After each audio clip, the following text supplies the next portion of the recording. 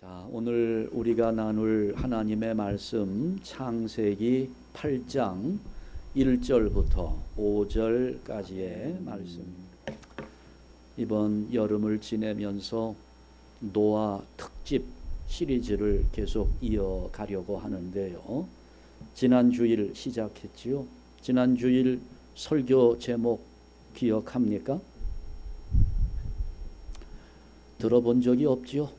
예, 하나님이 명하신 대로 이렇게 해서 우리가 말씀을 나누었습니다. 지난 주일 우리가 함께 나눈 거 잠깐 요약을 하지요. 의라고 하는 거, 이것은 어떤 우리의 윤리성을 드러내는 문제가 아니라 관계성을 의미하는 것입니다. 의, 윤리성을 가지고는 아무것도 내놓을 것이 없어요.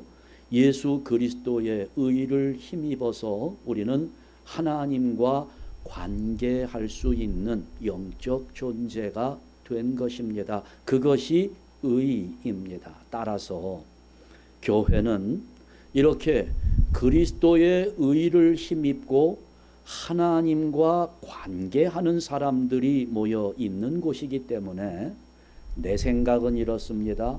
누구 생각이 더 지혜롭습니다. 교회에서는 필요하지 않습니다. 우리는 모여서 의논을 해도 네 생각 내 생각을 조율하는 것이 아니고 하나님의 뜻이 무엇인지를 깨닫는 모임이 되어야 하는 겁니다. 아무리 공부를 많이 하고 아무리 유식하고 똑똑한 사람이 왔다 할지라도 우리는 하나님의 명령이 무엇인지, 하나님의 뜻이 어디에 있는지, 하나님의 말씀을 깨닫고 그 말씀대로 준행하는 자리가 교회여야 한다 하는 말씀을 지난 시간에 나누었습니다.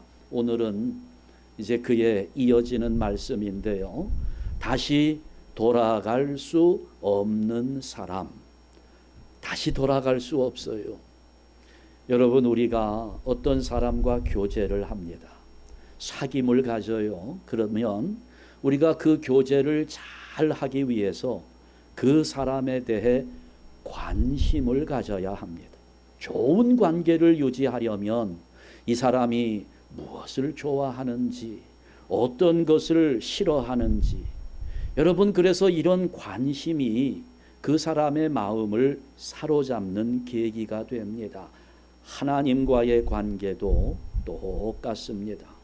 우리가 하나님과 온전한 관계를 이어가려면 하나님께서 무엇을 좋아하시는지 살펴야 합니다. 무엇을 기뻐하시는지. 그래야 우리가 단 한 번의 예배를 드린다 할지라도 그 단 한 번의 예배를 통해서 하나님을 기쁘시게 할 수 있는 것입니다. 그러나 우리는 늘 하나님을 실망시킬 때가 많지요. 하나님을 속상하게 할 때가 대부분입니다. 이것은 우리만의 문제가 아니에요. 천지 창조가 이루어진 이후에, 에덴 동산에서 범죄한 이후에 인간은 끊임없이 실패를 거듭해 왔고 타락하는 모습을 보여주었습니다. 그러면 그때마다 인간들이 실패하고 또 타락하는 모습을 보여줄 때마다 하나님은 그것을 회복시키시는데 어떤 사람을 통해서 회복시키시는가? 하나님의 관심이 무엇인지를 알고 응답하는 사람들을 통해서 구속사를 진행해 오셨습니다. 한마디로 하나님과 관계가 좋은 사람들, 그런 사람들을 통해서 하나님은 회복을 시켜 주신 겁니다.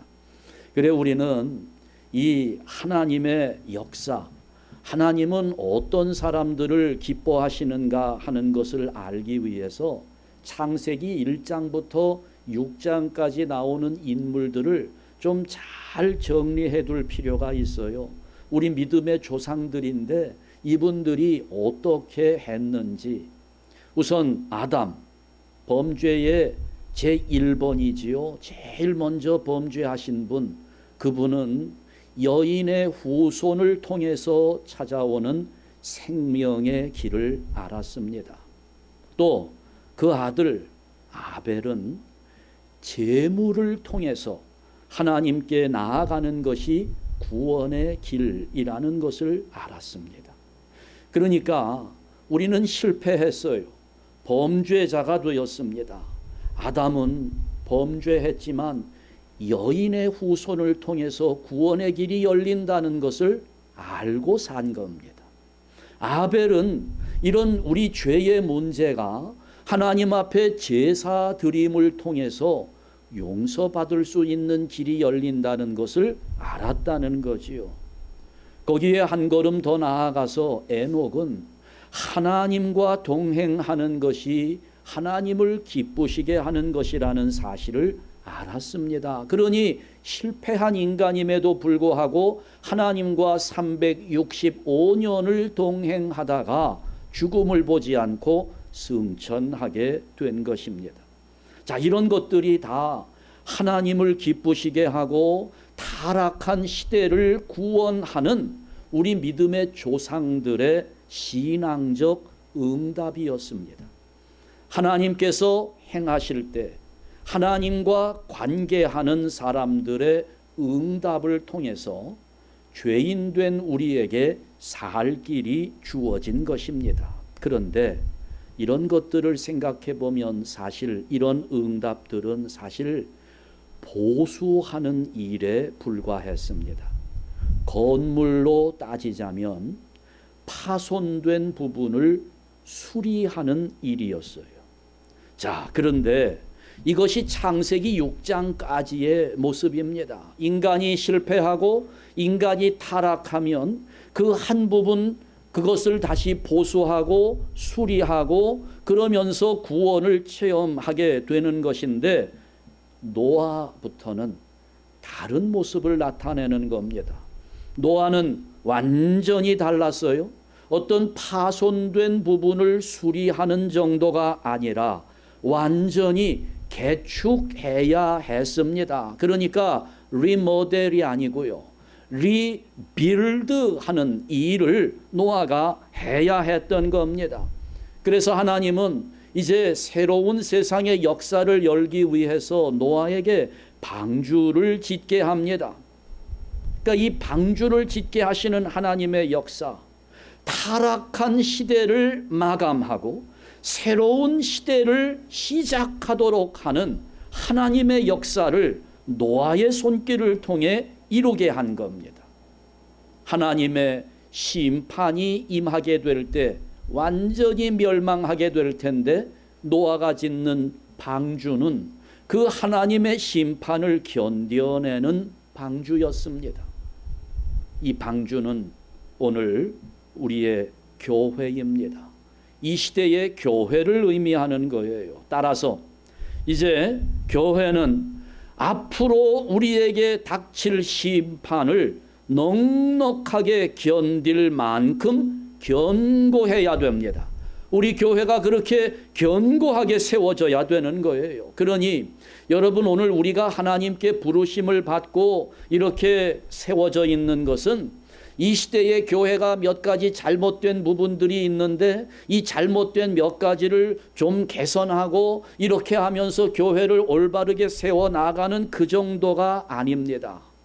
심판의 날에 성도들이 다 이 안에 들어와서 모든 심판의 환난을 넉넉하게 이길 수 있는 든든한 교회를 세워야 한다는 말입니다.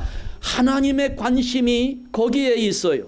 구멍난 거 한번 메꾸어 놓고 망가진 거 한번 수리해 놓고 이렇게 하는 것이 아니라 하나님의 관심은 한 시대를 끝내고 이제 새로운 시대를 시작하는 교회를 세우는 데 있다는 것을 알아야 하는 겁니다. 저는 우리 모든 성도들이 이런 부분에서 좀 깨어나기를 바라는 마음이 간절합니다. 우리 교회가 이런 교회가 되어야 합니다. 하나님의 심판이 임할 때 하나님의 백성들이 여기에서 능히 그 하나님의 심판을 견뎌내도록 성도들의 심령을 보호하는 견고한 교회가 될 수 있기를 주님의 이름으로 축원합니다. 지금 노아 시대의 홍수 사건을 다룹니다. 그런데 이 홍수 사건은 구원과 관련해서 굉장히 중요한 부분을 우리에게 알려주고 있어요. 제가 정말 아주 큰 의도를 가지고 준비를 했는데 하다 보니까 좀 어려워요.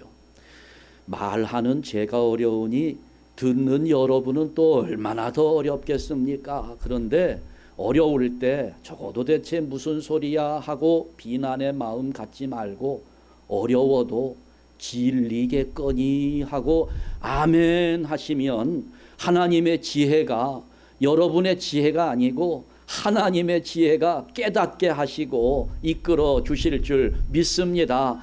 이게 보면 베드로가 우리는 그냥 노아 시대에 홍수가 일어나서 죄 지은 사람들이 심판받았다 이렇게 생각하고 넘어가지요. 그래서 우리가 노아 홍수 8장 1절부터 5절까지를 읽었습니다. 그것은 이제 팩트입니다. 역사적 팩트예요. 그것을 베드로가 해석을 합니다. 뭐라고 해석합니까? 아까 우리가 읽었지요. 베드로전서 3장 20절에서 21절 말씀을 보니까 베드로는 노아의 홍수 사건을 이렇게 해석하는 겁니다. 구원과 관련돼서 우리가 생각하는 구원과 또 다른 측면의 구원이 있다는 것을 설명하고 있습니다. 그들은 전에 노아의 날 방주를 준비할 동안 하나님이 오래 참고 기다리실 때에 복종하지 아니하던 자들이라 홍수 심판에 죽음을 당한 사람들이지요. 방주에서 물로 말미암아 구원을 얻은 자가 몇 명뿐이니 겨우 8명이라. 물은 예수 그리스도께서 부활하심으로 말미암아 이제 너희를 구원하는 편이 곧 세례라.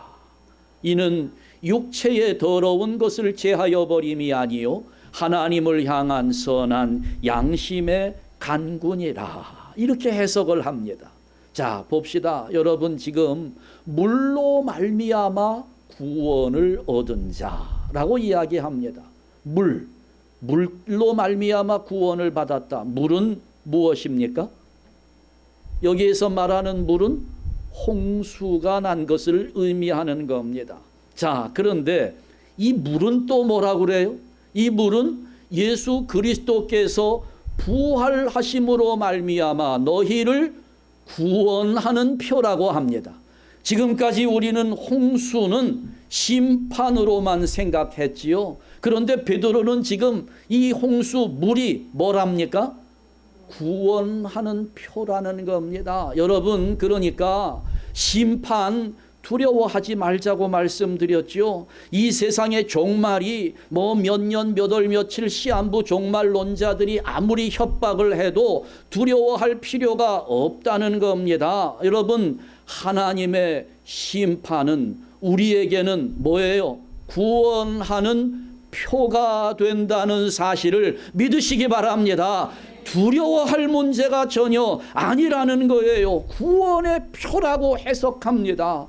많은 사람들은 지금까지 심판으로만 생각했는데 베드로는 벌써 2000년 전에 이 진리를 깨달았어요. 이것은 구원이라는 겁니다. 이 홍수가 구원인데 그게 바로 우리가 받은 세례였다는 것입니다. 자, 이 세례가 뭐냐? 이는 하지요. 육체의 더러운 것을 제하여 버림이 아니요 하나님을 향한 선한 양심의 간군이라.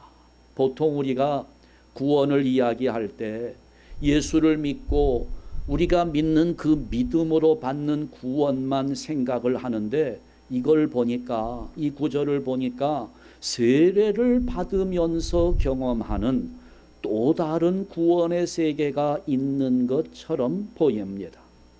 생각해 보지요. 우리가 세례를 받았습니다.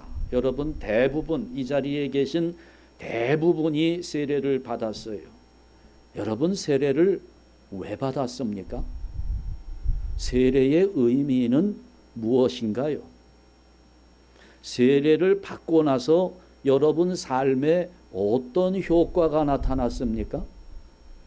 세례를 받기 전보다 세례를 받고 나니까 하나님의 은혜가 더 뜨겁게 느껴지던가요? 세례의 효과가 무엇입니까? 오늘 여기 보니까 베드로는 이렇게 설명합니다. 이 물은 구원하는 표, 세례다. 그런데 이는 세례는 육체의 더러운 것을 제하여 버림이 아니요 하나님을 향한 선한 양심의 간군이라. 이 말씀을 보니까 우리가 세례를 받을 때 내 안에 있는 더러운 죄악들이 다 없어지는 것이 아니라고 말하고 있습니다.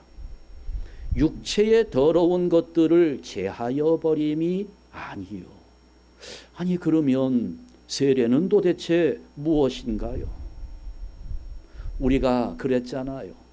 예전에는 육체의 더러운 것들을 쫓아서 살았습니다. 예수를 믿으면서도 이것도 하고 싶어요. 저것도 하기를 원합니다.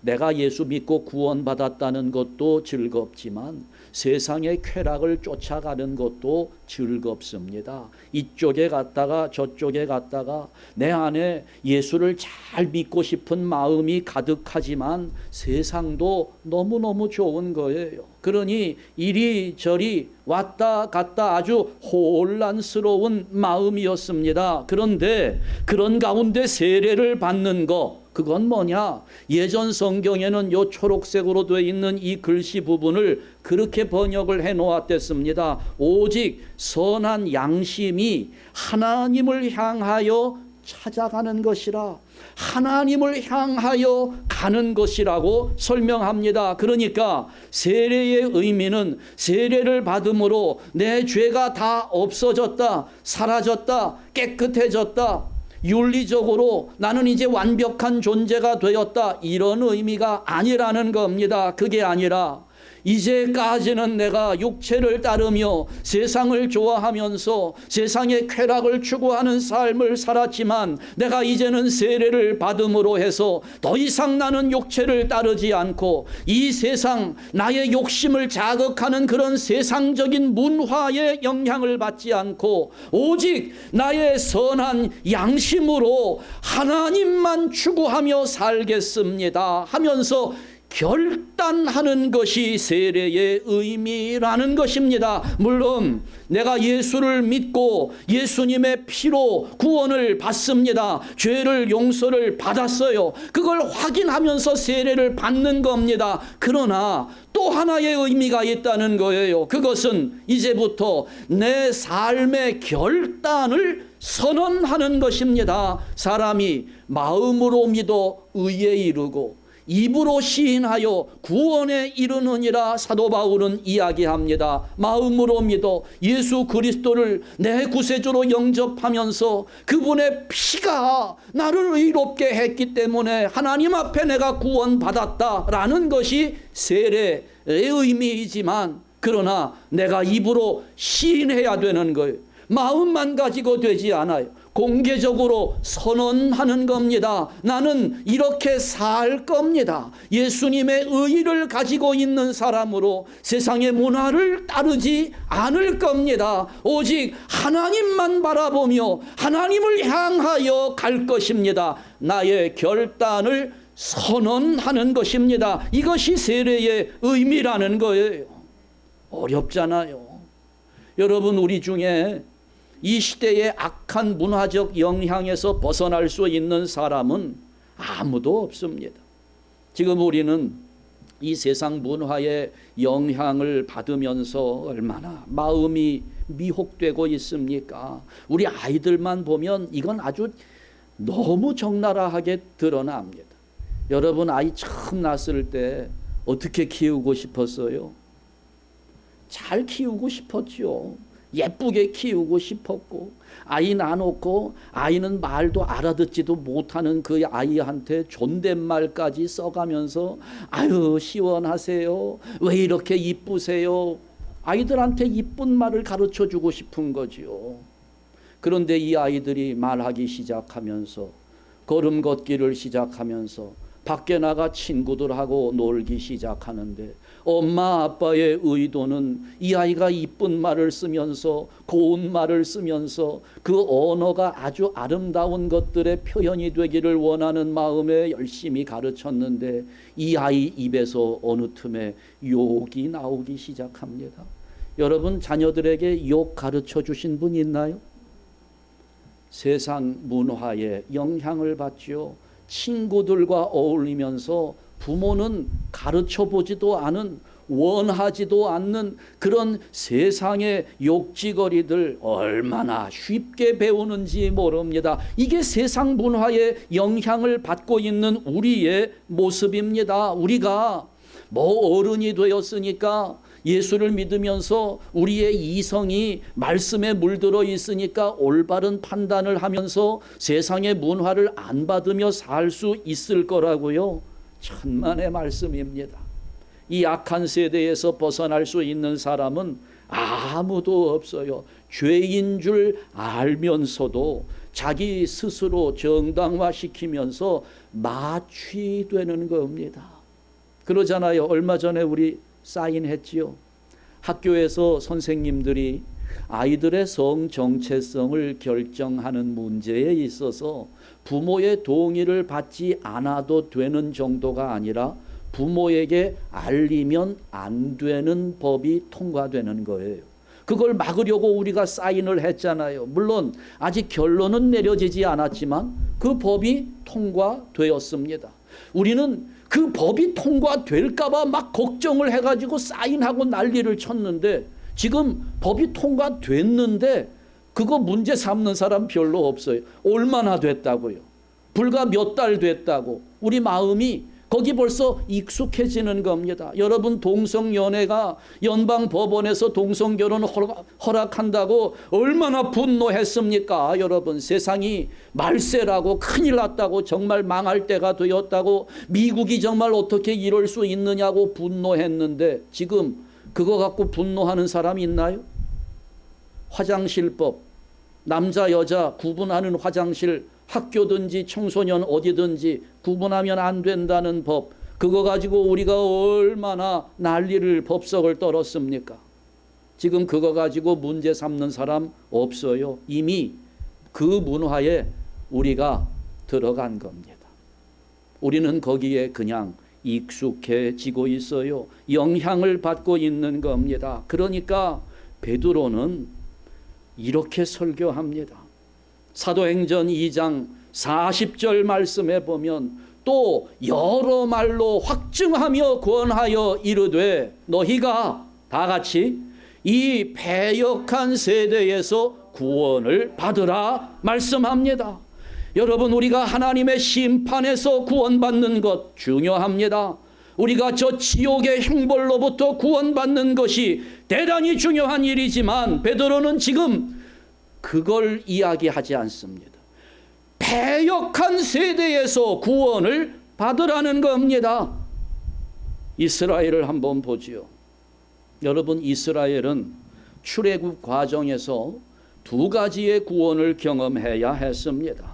우선은 하나님의 심판에서 구원받아야 했습니다. 그게 유월절 사건이지요.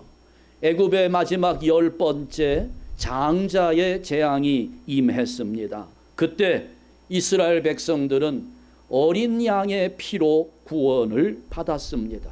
하나님의 심판에서 유월절 구원을 받게 된 것입니다.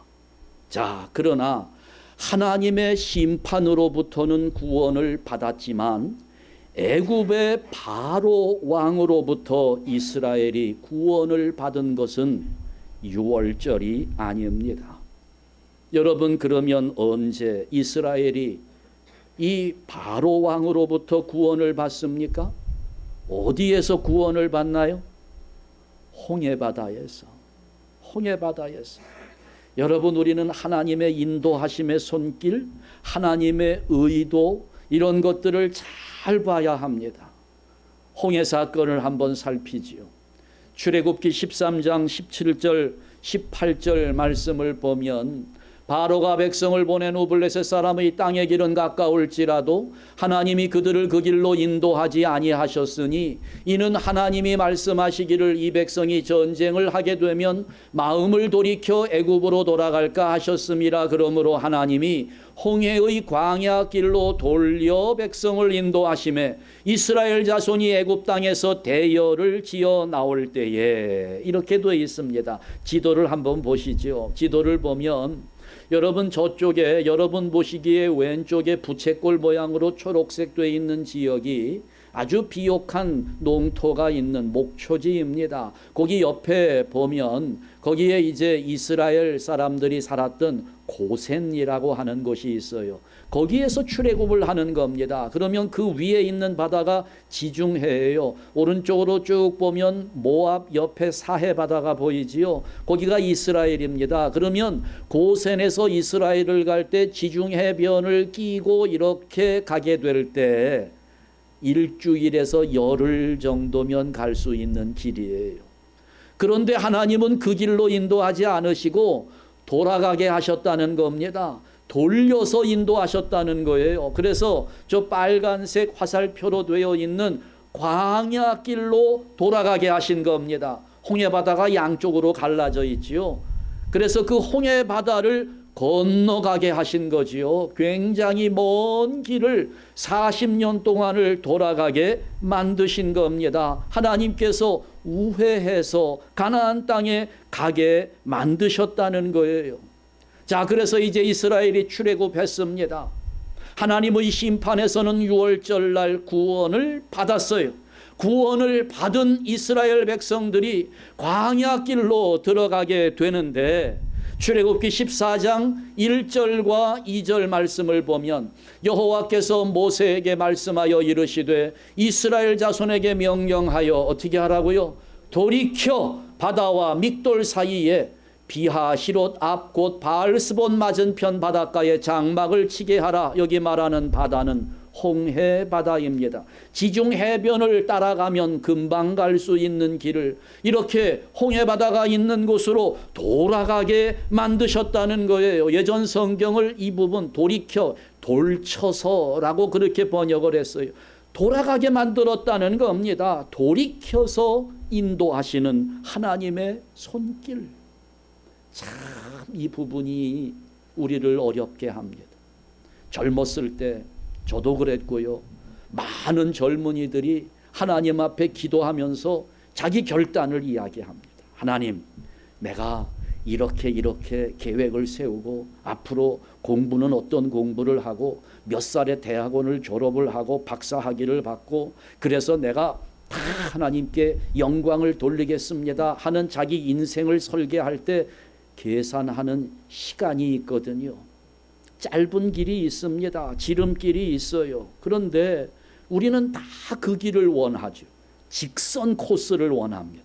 조금이라도 돌아가는 길은 우리가 원하지 않아요. 그런데 하나님은 돌이켜 인도하신다는 거죠. 그런 고난은 안 받았으면 더 좋았을 텐데. 이 바다, 홍해 바다는 거기 고센 지역에서 이스라엘까지 갈 때 안 건너도 되는 바다예요. 건널 필요가 없는 바다입니다. 그런데 하나님은 그 바다를 건너가게 해요. 광야를 40년을 돌아가게 만듭니다. 이런 것들 상상도 하기 싫은 고난의 길이지요. 우리의 과거를 한번 돌아보지요. 여러분 지나온 세월들 어땠습니까? 저는 그렇더라고요. 정말 하나님 먼 길을 돌아가게 하시는 거예요. 어디까지 돌아가게 하세요? 한국에서만 살아도 되는데 여기 미국까지 오게 하셔가지고 여기 미국에서 그냥 돌아가도록 그렇게 만드시는 거지. 저는 아직도 지금 돌아가고 있는 중이라고 생각합니다. 돌이켜 인도하시는 하나님. 오래 걸리는 길이에요. 내가 가고 싶지 않은 길입니다. 많은 수고가 있어야 돼요. 돈도 들어갑니다. 시간이 들어요. 그런데 하나님은 그렇게 돌아서 홍해 앞에 진을 치게 하는 거지요. 왜요? 이유가 뭘까요? 이들이 애굽은 떠났지만 하나님의 심판으로부터 구원을 받기는 했지만 유월절 어린 양의 피는 경험했지만 그들이 아직 경험하지 못한 또 다른 구원이 있기 때문입니다. 두 번째 구원입니다. 그것은 바로와 그의 군대로부터의 구원입니다. 하나님의 심판으로부터 구원받은 이스라엘 백성들이 바로의 손길로부터 구원을 받게 되는 일이 필요하다는 거죠. 오늘 우리가 십자가의 피로 구원을 받았습니다. 지옥으로부터 건짐을 받았어요. 얼마나 그럼에도 불구하고 많은 교인들이 사탄에 추격당하고 그에게 붙잡혀서 다시 죄의 종으로 전락하고 있는지 몰라요. 잘 보세요. 하나님은 왜 우리에게 고난을 주실까? 왜 광야를 돌아가게 하실까? 왜 홍해바다를 건너가게 하실까? 왜 모세가 80세가 되기까지 40년 동안을 하나님은 더 기다리시면서 모세의 고집을 꺾어야 했을까? 가족과 자기 그물까지 다 집어던지고 예수님을 따랐던 베드로는 왜 실패를 경험해야 했을까요? 그 길을 가지 않았다면 너무 좋았을 텐데 큰 아픔이었습니다. 손해였지요. 그러나 그럼에도 하나님은 돌이켜서 광야 길로 이끌어 주시고 그러면서 바다 앞에 진치게 하시고 거기에서 꺾어야 할 또 하나의 세력, 또 다른 구원이 있음을 가르쳐 주시는 겁니다. 유월절의 구원 이후에 경험해야 되는 또 다른 구원이 있어요. 오늘 우리가 하나님의 심판에서 구원받는 것, 지옥에 가야 할 사람이 천당에 갈 수 있게 되었다는 것이 너무나 중요한 일이지만 그러나 베드로는 이 패역한 세대에서 구원을 받으라는 겁니다. 그동안 이스라엘 백성들이 400년 동안 살면서 그들의 삶에 배어 있었던 애굽의 우상 문화, 바로에게 종노릇 했던 그런 삶으로부터 자유인이 되는 것, 바로 그것이 두 번째 구원의 측면이라는 겁니다.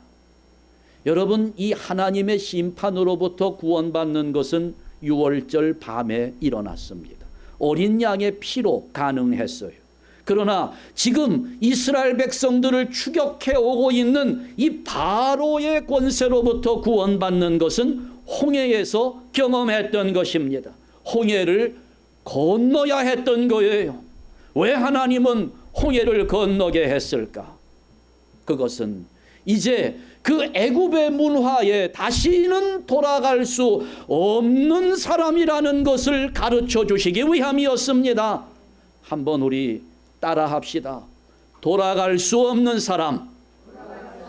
돌아갈 수 없는 사람. 이제는 돌아서면 안 되는 사람들입니다. 그걸 깨닫게 하시는 거예요. 너희가 다시는 애굽으로 돌아가면 안 된다는 겁니다. 이제 애굽의 문화에서 벗어나야 된다는 거지요. 그걸 경험하게 만드는 겁니다. 그래서 홍해를 건너게 하셨습니다. 오늘 우리가 세례받는 거 왜 중요할까요? 세례 의식에 참여했다는 것이 중요한 것이 아닙니다. 내 마음에 나는 세례를 받은 사람이다.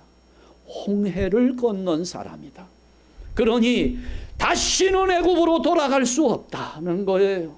내가 이제 그리스도인이니까 다시는 세상으로 돌아가지 않으리라. 세상의 문화에 영향받지 아니하고 하나님의 말씀을 따라 살리라 결단하는 것입니다. 이것이 세례를 받는 거예요. 내 마음의 방향을 완전히 바꾸는 거지요. 이것이 세례입니다.